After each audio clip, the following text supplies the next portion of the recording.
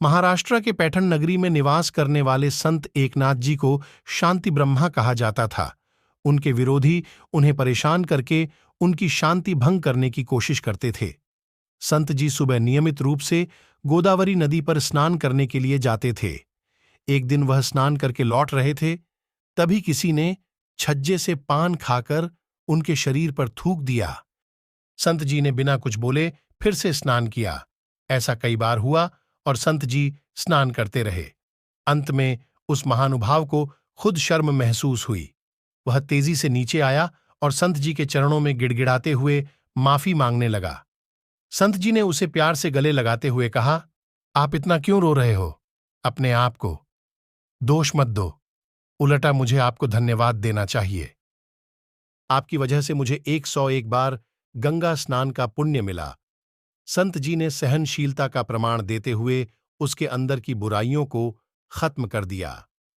ऐसा ही एक और प्रसंग। एक जरूरतमंद सज्जन को अपनी बेटी की शादी के लिए 100 रुपए की जरूरत थी। उसने कई जगह जाकर मांग की, लेकिन सभी ने उसे रुपए देने से इनकार कर दिया। कुछ बदमाशों ने उससे कहा कि हम तुम्हें 100 रुपए देंगे, लेकिन एक शर्त पर तुम उस संत के घर जाओ और कुछ ऐसा करो जिससे वह नाराज हो जाए। वह बेचारा तुरंत तैयार हो गया। वह जूते पहनकर सीधे संत जी के घर में पूजा स्थान पर पहुंच गया। संत जी शास्त्र पठन कर रहे थे। वह जाकर उनकी गोद में बैठ गया। यह देखकर संत जी ने अपनी पत्नी को बुलाया और कहा, देखो मुझसे कौन मिलने आया है। ये मुझसे मिलने के लिए इतने उत्सुक है कि अपने जूते उतारना भी भूल गए।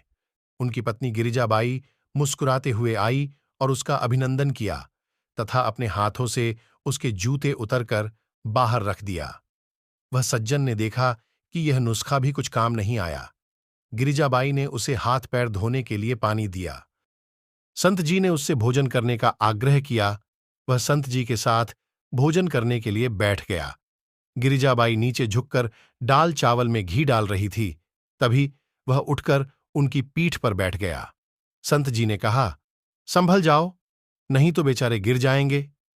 गिरिजाबाई ने मुस्कुराते हुए जवाब दिया, मैं इन्हें बिल्कुल नहीं गिरने दूंगी। मुझे मेरे बेटे को पीठ पर बैठाकर काम करने की आदत है।